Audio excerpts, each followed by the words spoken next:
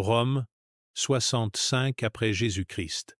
Les couloirs du palais impérial résonnent encore des cris de Poppée Sabina. L'impératrice vient de mourir dans des circonstances troubles. Les uns parlent d'un coup de pied fatal donné par Néron dans un excès de rage. D'autres évoquent des complications lors de son accouchement. La vérité importe peu. L'empereur romain le plus puissant du monde vient de perdre la seule femme qu'il ait jamais véritablement aimée. Néron erre dans son palais comme une âme en peine. À 27 ans, cet homme qui règne sur un empire s'étendant de la Bretagne à l'Euphrate sombre dans une dépression profonde. Il refuse de voir quiconque, ne mange plus, passe ses nuits à pleurer en serrant contre lui les bijoux de sa défunte épouse. Les courtisans commencent à s'inquiéter. Leur empereur a perdu la raison. C'est dans cet état de délire que Néron aperçoit pour la première fois Sporus. Ce jeune esclave grec d'une quinzaine d'années travaille dans les appartements privés du palais. Sa beauté androgyne frappe immédiatement l'empereur. Même taille gracile que Poppée, même ovale du visage, même port de tête altier. La ressemblance est si saisissante que Néron croit d'abord halluciner. Sporus, dont le nom grec signifie ironiquement « semence », ignore qu'il vient de sceller son destin. Simple puée delicatus parmi tant d'autres, il est habitué au regard concupiscent de ses maîtres. Mais l'intensité du regard de Néron le glaçait d'effroi. Dans les yeux de l'empereur brille une lueur de folie qui ne trompe pas. Les jours suivants, Néron convoque régulièrement le jeune homme sous divers prétextes. Il l'observe avec une fascination morbide, lui fait essayer les bijoux de Poppée, l'oblige à se coiffer comme elle. L'entourage impérial assiste médusé à ces séances où l'empereur semble vouloir ressusciter sa défunte épouse. Un mois après la mort de Poppée, Néron prend une décision qui va choquer l'empire entier. Il convoque ses médecins personnels dans le plus grand secret et leur donne un ordre qui les laisse sans voix. « Je veux que vous transformiez Sporus en femme. Castrez-le complètement. » Les praticiens tentent de dissuader l'empereur. La castration des esclaves pour en faire des eunuques existe certes dans l'Empire, mais jamais un empereur n'a ordonné une opération aussi radicale pour satisfaire ses fantasmes amoureux. Néron balaie leurs objections d'un revers de main. Sa volonté est irrévocable. L'opération a lieu dans les sous-sols du palais. Contrairement aux castrations classiques qui ne touchent que les testicules, Néron exige l'ablation complète des organes génitaux masculins. Il veut créer une véritable femme à partir du corps de Sporus. Les médecins procèdent à cette mutilation barbare sans anesthésie, les techniques de l'époque ne le permettent pas. Sporus survit miraculeusement à cette boucherie chirurgicale. Sa convalescence dure plusieurs semaines, pendant lesquelles Néron lui rend visite quotidiennement. L'empereur apporte des fleurs, des parfums, des étoffes précieuses. Il parle au jeune homme mutilé comme à une femme, l'appelle déjà « mon épouse adorée ». Cette période de guérison permet à Néron de peaufiner ses plans. Il a décidé non seulement de faire de Sporus sa maîtresse, mais de l'épouser officiellement selon les rites traditionnels romains. Un mariage public qui légitimera cette union contre nature aux yeux de l'Empire. Une fois Sporus guéri, les préparatifs du mariage commencent. Néron veut une cérémonie respectant scrupuleusement tous les codes du mariage romain traditionnel. Le jeune homme est revêtu d'une stola, la longue robe des matrones respectables, et d'un voile nuptial orange, le fameux flammum des épousées romaines. Une dot considérable est constituée, bijoux, propriétés foncières, esclaves. Des témoins sont convoqués parmi les plus hauts dignitaires de l'Empire. Des hospices, ces devins officiels, consultent les entrailles d'animaux sacrifiés pour s'assurer que les dieux approuvent cette union. Tout se déroule selon le rituel millénaire, comme si Sporus était véritablement une femme. La cérémonie elle-même dépasse en faste tous les mariages impériaux précédents. Le palais est décoré de milliers de roses, les invités portent leurs plus beaux atours, les musiciens font résonner leurs instruments. Néron apparaît vêtu de la toge praetexta pourpre, symbole de son rang suprême. À ses côtés, Sporus avance lentement, le visage dissimulé par le voile traditionnel. L'échange des consentements se déroule selon le protocole habituel. Néron prononce la formule sacramentelle « Ubi tu Gaia, ego Gaius ». Là où tu seras Gaïa, je serai Gaius. Sporus, d'une voix à peine audible, répète les mots qu'on lui a appris. Le mariage est consommé dans les appartements impériaux, devant des témoins choisis, une pratique courante à l'époque pour s'assurer de la validité de l'union. Dès le lendemain, Néron organise une procession triomphale à travers Rome. Une litière spéciale, ornée d'or et de pierreries, a été construite pour l'occasion. L'empereur et sa nouvelle épouse y prennent place sous les yeux ébahis de la population. La procession traverse tous les quartiers de Rome, des riches demeures du Palatin aux échoppes malodorantes de Subure. Partout, les habitants se massent pour apercevoir ce spectacle inouï, leur empereur embrassant passionnément un jeune homme travesti en femme. Néron ne se contente pas de ces démonstrations d'affection publique. Il caresse ostensiblement Sporus, lui murmure des mots doux à l'oreille, l'appelle tantôt Sabina, le prénom de Popée, tantôt mon épouse bien-aimée. La foule oscille entre fascination morbide et dégoût silencieux. Personne n'ose protester ouvertement contre cette mascarade. La procession s'arrête devant les principaux temples de la ville. Sur le Forum Romanum, cœur politique de l'Empire, Néron descend de sa litière et présente officiellement Sporus aux sénateurs présents. « Voici ma nouvelle épouse », déclare-t-il solennellement. « Vous lui devez le même respect qu'à l'impératrice Popée. » Les sénateurs s'inclinent avec des sourires crispés. Ils savent que leur vie dépend de leur capacité à jouer cette comédie macabre. Néron a déjà fait assassiner sa mère Agrippine, son demi-frère Britannicus, sa première épouse Octavie. Un mari castré ne représente qu'une aberration de plus dans la longue liste de ses crimes. Sur les marchés de Rome, les commerçants suspendent leurs activités pour observer ce spectacle surréaliste.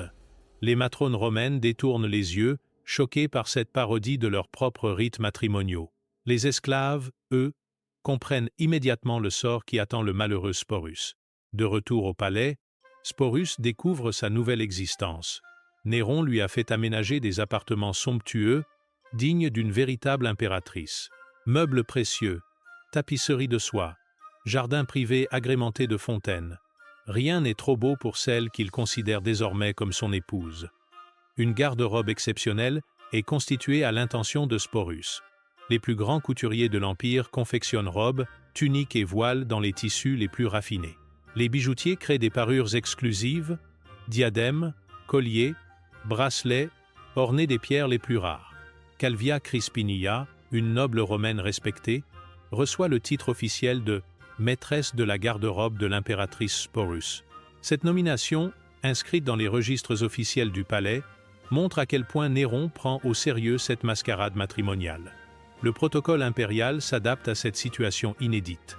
Les courtisans reçoivent l'ordre de s'adresser à Sporus en l'appelant « Majesté »,« Impératrice » ou « Madame ».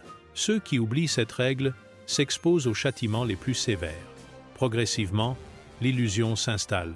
Tout le palais fait semblant de considérer Sporus comme une femme. La journée de l'impératrice factice s'organise selon un rituel immuable. Lever à l'aube, bain parfumé par les esclaves, séance d'habillage qui dure plusieurs heures. Sporus doit ensuite accompagner Néron dans toutes ses activités. Audiences officielles, banquets, représentations théâtrales. L'empereur exige que son épouse se comporte en tout point comme une véritable femme. Sporus apprend à marcher avec grâce malgré les lourdes étoffes, à s'exprimer d'une voix douce, à manifester les émotions qu'on attend d'une matrone romaine. Cette comédie permanente devient rapidement un cauchemar psychologique. Mais la perversité de Néron ne s'arrête pas à cette première union. Parallèlement à son mariage avec Sporus, l'empereur entretient une relation encore plus troublante avec un autre affranchi nommé Pythagoras. Cette fois, les rôles sont inversés. C'est Néron qui joue l'épouse. Tacite décrit cette seconde cérémonie avec un dégoût palpable. Néron, souillé de toutes les voluptés que tolère ou proscrit la nature, semblait avoir atteint le dernier terme de la corruption, si, quelques jours après, il n'eut choisi, dans cet impur troupeau, un certain Pythagoras auquel il se maria comme une femme, avec toutes les solennités de noces véritables.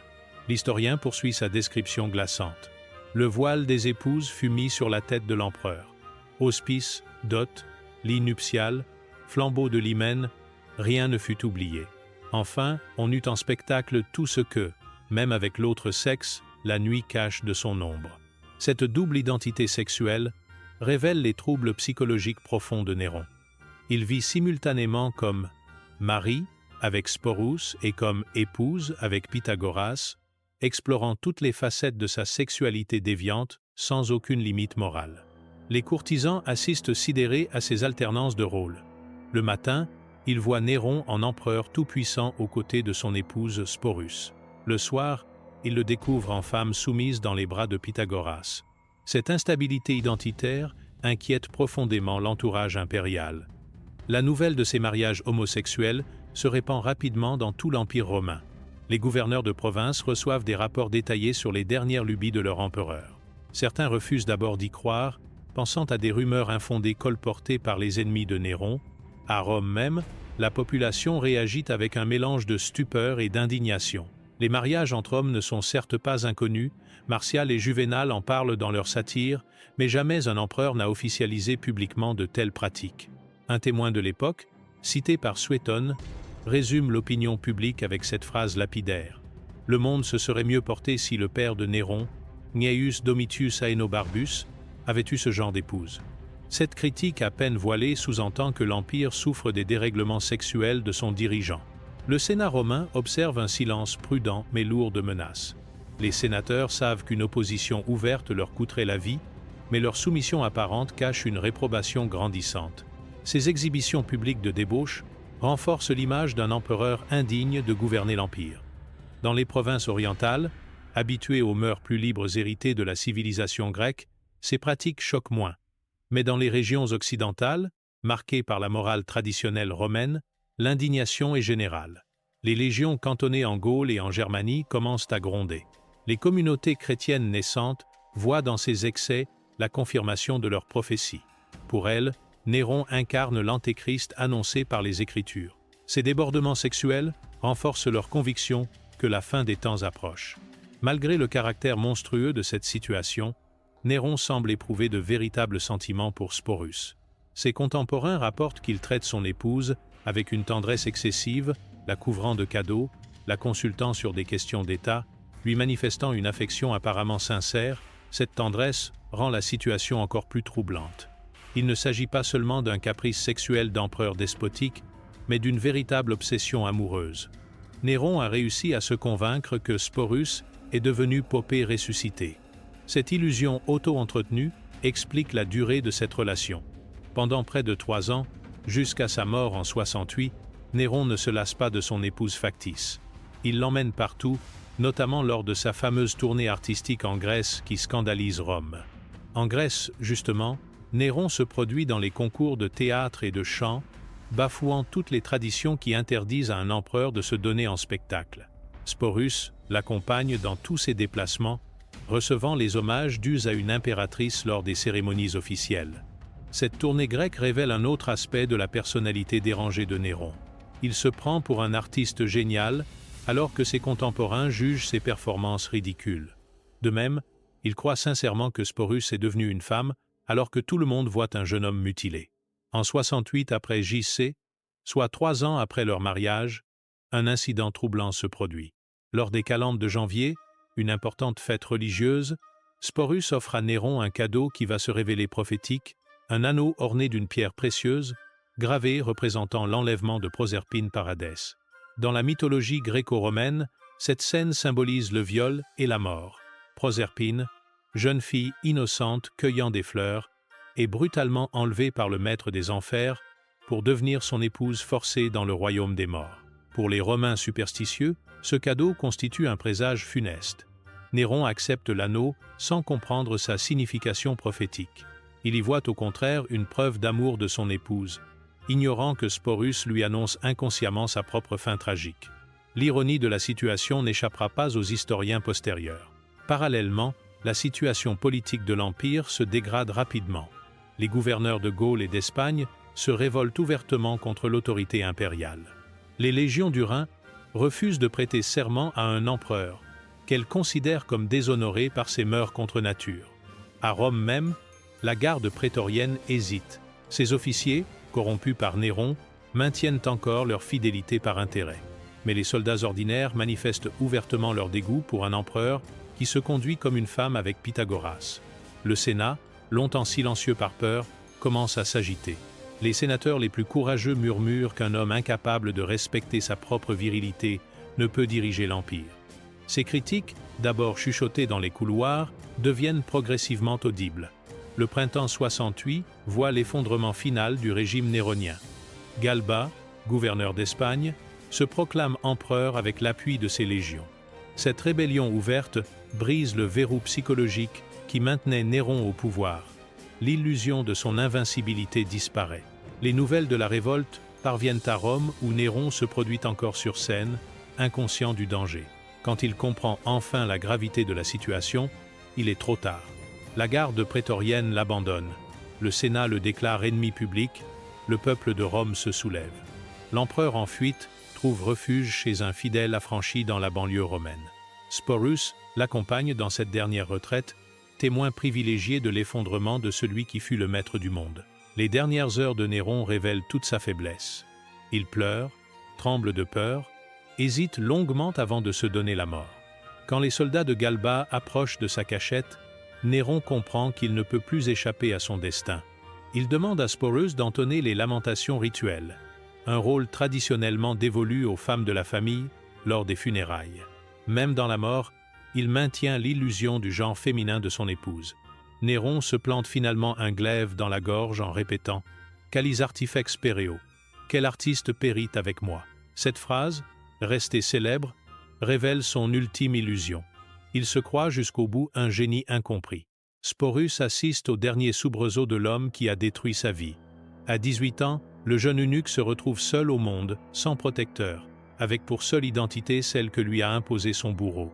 Sa beauté, qui fit sa perte, va continuer à attirer les convoitises. La mort de l'empereur n'apporte aucune libération à Sporus. Au contraire, son calvaire ne fait que commencer. Le jeune homme devient la propriété de Nymphidius Sabinus, le préfet du prétoire, qui a trahi Néron pour rallier Galba. Nymphidius traite Sporus exactement comme l'avait fait Néron. Il le considère comme sa femme et l'appelle même Popée, perpétuant cette identification morbide avec l'impératrice décédée. Cette répétition du même schéma révèle à quel point Sporus est devenu prisonnier de son identité fabriquée. Le nouveau maître de Sporus a des ambitions politiques. Il tente de se faire proclamer empereur par la garde prétorienne en prétendant être le fils illégitime de Caligula. Cette usurpation grossière échoue lamentablement. Les soldats, dégoûtés par ses prétentions, le tuent sur le champ dans une émeute sanglante. Sporus change une fois de plus de propriétaire.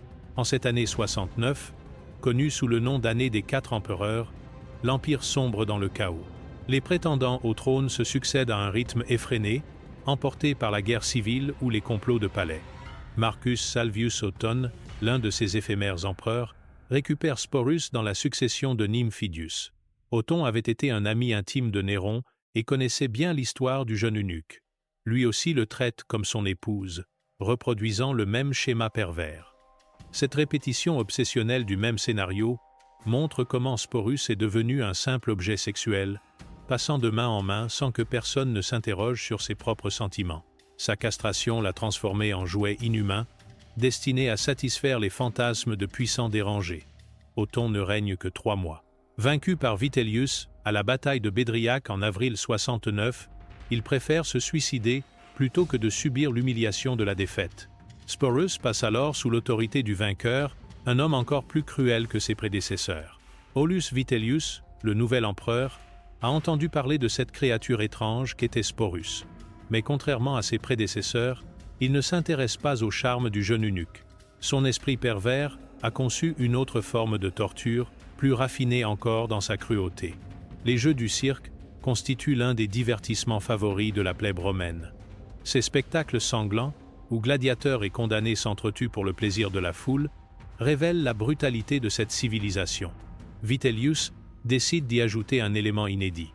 L'empereur annonce que Sporus jouera le rôle de Proserpine dans une reconstitution théâtrale de son enlèvement par Hadès, le maître des enfers. Cette mise en scène transformera en spectacle public le viol symbolique de l'ancien favori de Néron.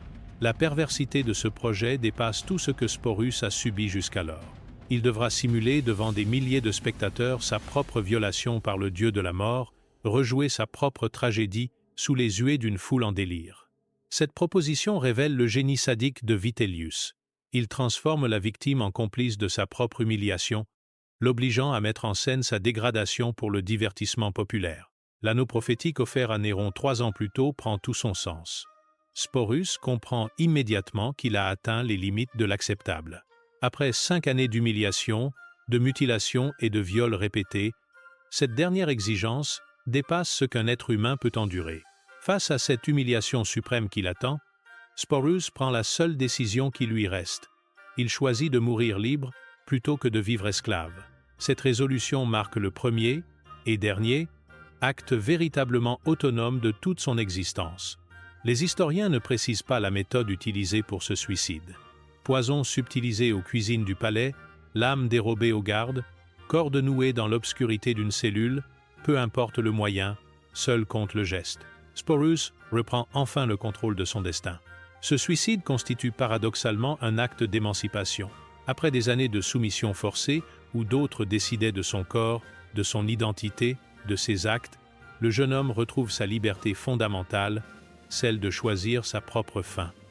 Il avait probablement 20 ans au maximum. 5 années s'étaient écoulées depuis sa castration et son mariage forcé avec Néron. 5 années d'une existence qui n'avait plus rien d'humain, réduite au statut d'objet sexuel, circulant entre les puissants de l'Empire. Sa mort marque symboliquement la fin d'une époque.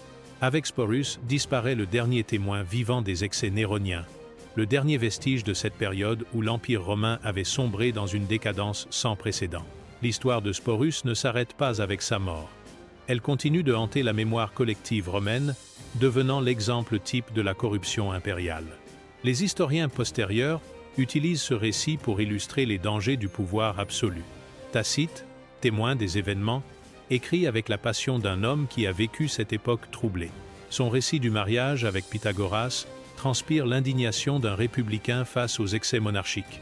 Pour lui, ces débauches symbolisent la mort de l'ancienne vertu romaine. Suétone, plus distant chronologiquement, adopte un ton clinique de médecin légiste. Il classe ces épisodes dans sa galerie des aberrations impériales, au même niveau que les prétendus rapports incestueux de Néron avec sa mère Agrippine. Dion Cassius, historien grec du IIIe siècle, s'attarde sur les détails de la ressemblance entre Sporus et Poppée. Son récit suggère que cette ressemblance physique fut le déclencheur de toute cette tragédie humaine.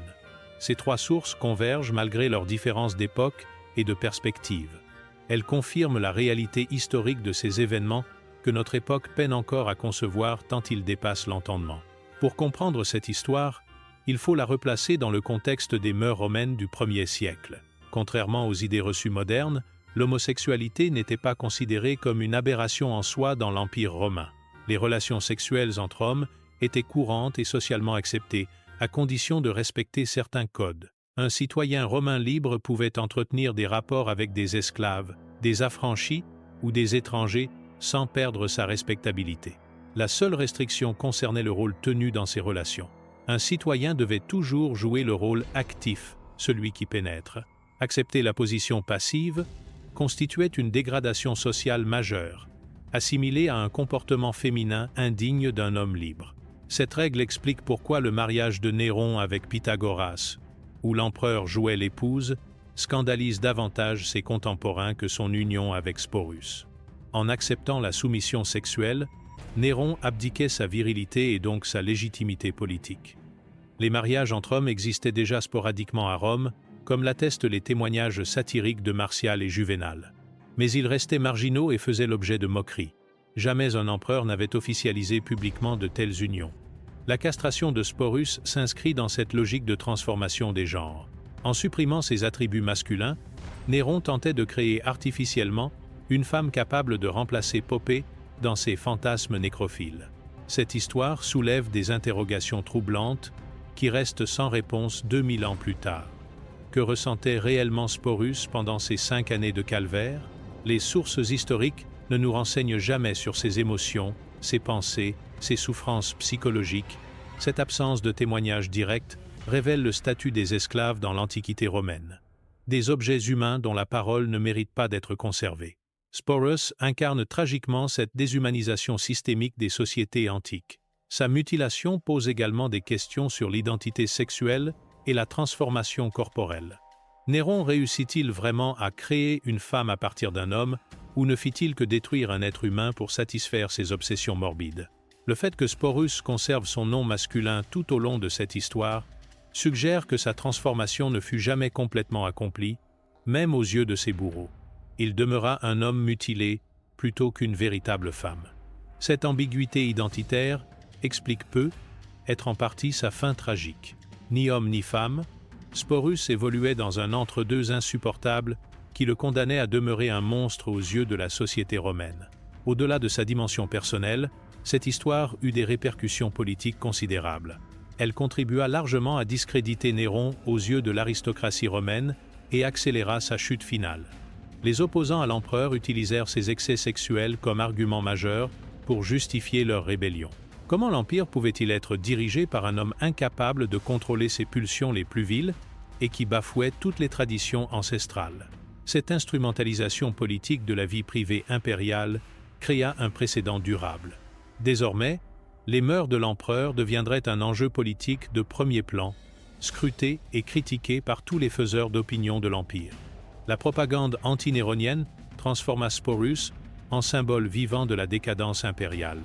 Le jeune homme, déjà victime de terribles sévices, devint posthumément le bouc émissaire d'une époque qu'il n'avait jamais choisie. Sa tragédie personnelle fut récupérée pour servir des intérêts politiques qui lui étaient totalement étrangers.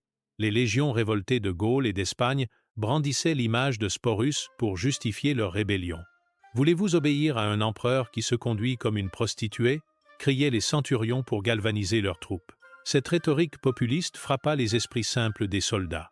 Cette histoire constitue finalement une réflexion profonde sur les dangers du pouvoir sans limite.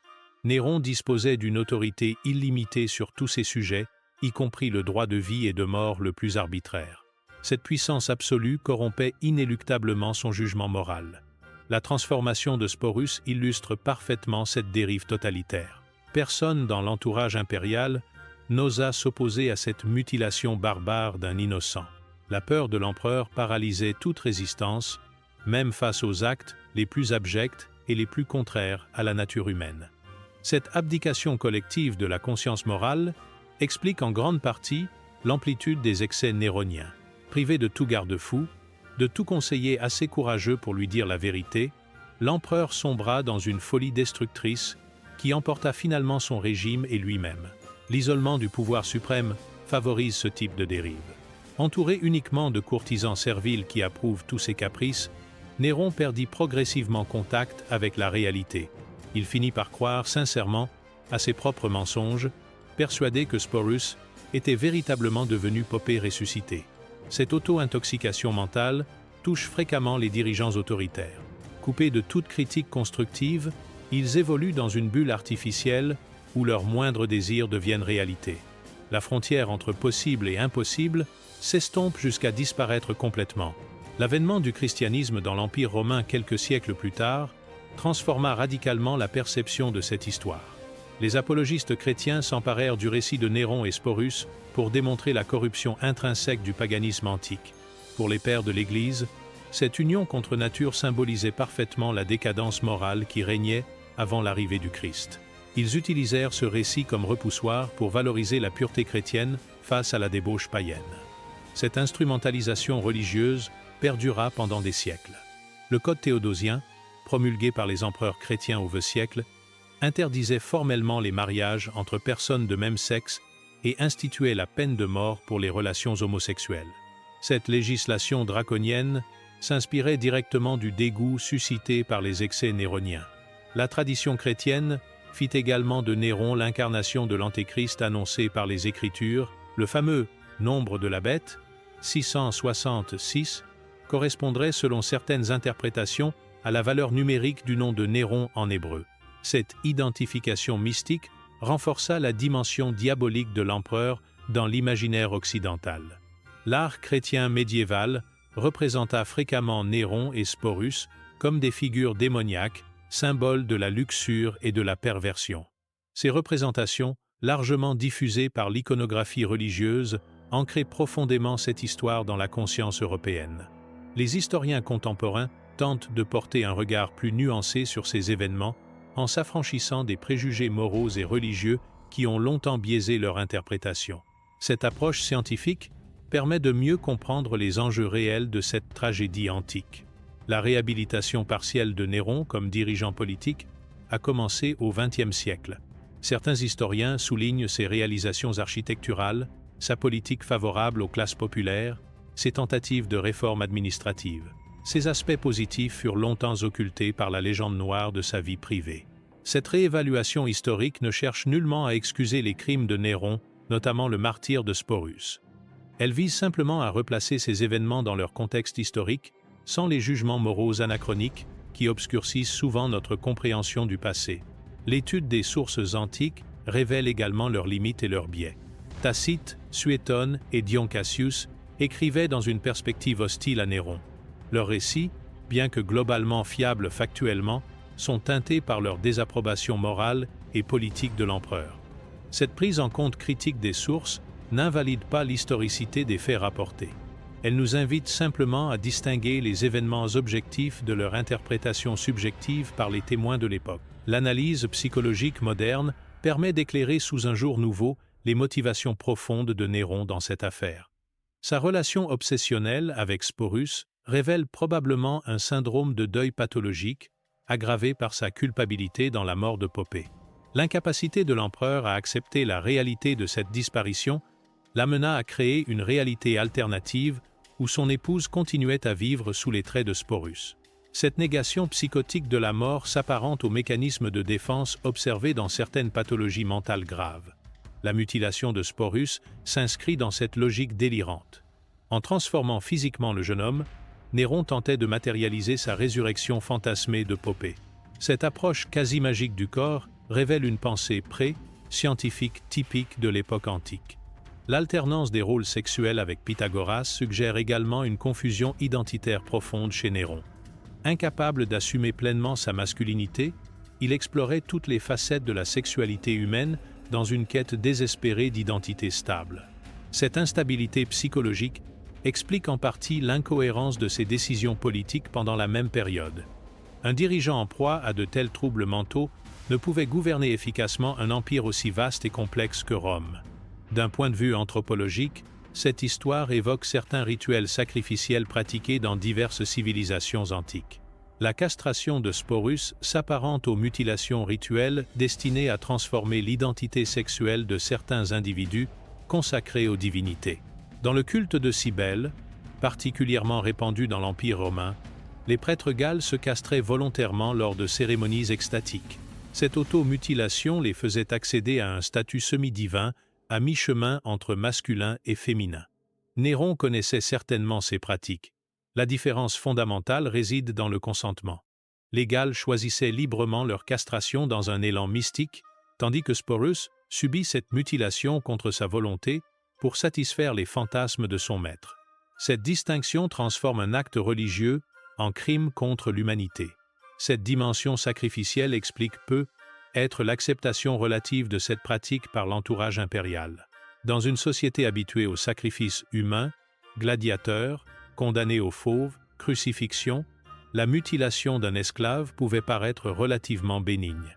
L'aspect ritualisé du mariage avec Sporus renforce cette interprétation anthropologique. En respectant scrupuleusement tous les rites traditionnels, Néron tentait de légitimer religieusement cette union contre nature. Il cherchait l'approbation divine pour couvrir son crime. Cette histoire extraordinaire a inspiré de nombreux auteurs et artistes au fil des siècles.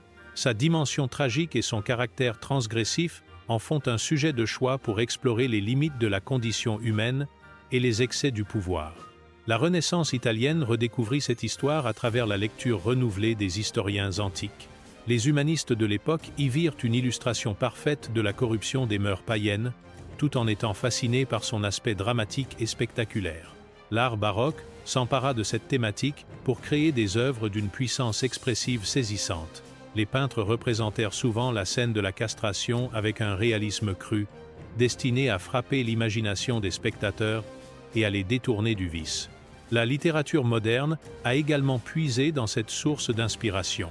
Plusieurs romanciers contemporains ont tenté de reconstituer la psychologie de Sporus, donnant enfin une voix à cette victime silencieuse de l'histoire. Ces œuvres de fiction complètent utilement le témoignage lacunaire des sources antiques. Le cinéma et la télévision ont régulièrement adapté cette histoire, avec des fortunes diverses. La difficulté majeure réside dans le traitement équilibré d'un sujet aussi délicat, entre fidélité historique et sensibilité contemporaine aux questions de genre et de consentement. Cette tragédie antique trouve des échos troublants dans d'autres périodes historiques, marquées par l'arbitraire du pouvoir absolu. Les cours européennes d'Ancien Régime connurent des excès comparables, avec leurs favoris castrés et leurs intrigues sexuelles complexes. Les harems orientaux pratiquaient systématiquement la castration des serviteurs masculins, créant une population d'eunuques dont le sort rappelle celui de Sporus. Ces hommes mutilés servaient d'intermédiaires entre le monde masculin et féminin, prisonniers d'une identité imposée par leur maître. Certains régimes totalitaires modernes ont également instrumentalisé la sexualité à des fins politiques, manipulant l'identité intime de leurs victimes pour briser leur résistance psychologique. Ces pratiques actualisent tragiquement les méthodes expérimentées par Néron il y a 2 millénaires.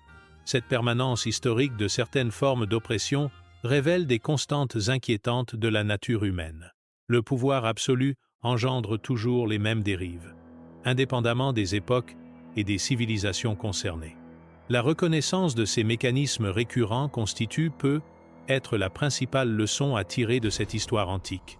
Elle nous invite à la vigilance face aux tentations autoritaires qui menacent perpétuellement les sociétés humaines. Près de 2000 ans après ces événements, l'histoire de Néron et Sporus continue d'interroger notre époque sur des questions fondamentales: les limites du pouvoir, le respect de la dignité humaine, la nature de l'identité sexuelle, la résistance face à l'oppression. Le sort tragique de Sporus nous rappelle que derrière les fastes du pouvoir se cachent toujours des destins individuels broyés par la grande histoire. Sa mutilation et sa déshumanisation systématique illustrent les conséquences ultimes de l'absence de contre-pouvoirs efficaces. Son suicide final constitue paradoxalement un acte d'émancipation et de résistance. Après des années de soumission forcée où d'autres décidaient de son corps, de son identité et de ses actes, le jeune homme reprit enfin le contrôle de son destin en choisissant sa propre mort. Cette capacité de résistance ultime, même dans les circonstances les plus extrêmes, témoigne de la dimension irréductible de la liberté humaine. Aucun tyran, si puissant soit-il, ne peut totalement asservir l'esprit de ses victimes. Sporus le prouva en transformant sa mort en acte de libération. Son nom, qui signifie ironiquement « semence », prend ainsi une dimension prophétique inattendue. Au lieu de donner la vie biologique que sa castration lui interdisait, il légua à l'humanité une semence morale, le témoignage éternel que la dignité humaine peut triompher de tous les avilissements. Cette histoire nous enseigne également que la mémoire historique constitue une forme de justice pour les victimes oubliées. En préservant le souvenir de Sporus, les historiens antiques lui accordèrent une forme d'immortalité qui dépasse largement celle de ses bourreaux. Néron reste certes plus célèbre que sa victime, mais c'est pour incarner à jamais l'archétype du tyran cruel et décadent. Sporus, lui, symbolise la résistance de l'innocence face à l'oppression, la beauté détruite par la violence, l'humanité préservée malgré tous les avilissements. Cette inversion des valeurs au tribunal de l'histoire constitue peut être la plus belle revanche posthume de ce jeune homme qui ne connut que souffrance et humiliation de son vivant. Sa mémoire survit aujourd'hui comme un appel permanent à la vigilance contre tous les abus de pouvoir. Ainsi se termine l'une des histoires les plus troublantes de l'Antiquité romaine, celle d'un empereur fou d'amour et de pouvoir, et d'un jeune homme dont la beauté devint un piège mortel. Une tragédie qui continue de résonner à travers les siècles, nous rappelant que la nature humaine recèle des abîmes insondables, mais aussi des capacités de résistance qui forcent l'admiration. Dans notre époque marquée par de nouveaux questionnements sur l'identité de genre et les droits des minorités sexuelles, cette histoire antique prend une résonance particulière. Elle nous invite à distinguer la liberté authentique de choisir son identité de la manipulation violente exercée sur autrui pour satisfaire des fantasmes personnels. Sporus ne choisit jamais de devenir une femme. Cette transformation lui fut imposée par la force pour assouvir les obsessions morbides de son maître. Cette distinction fondamentale entre choix libre et contrainte subit éclaire d'un jour nouveau les débats contemporains sur ces questions délicates.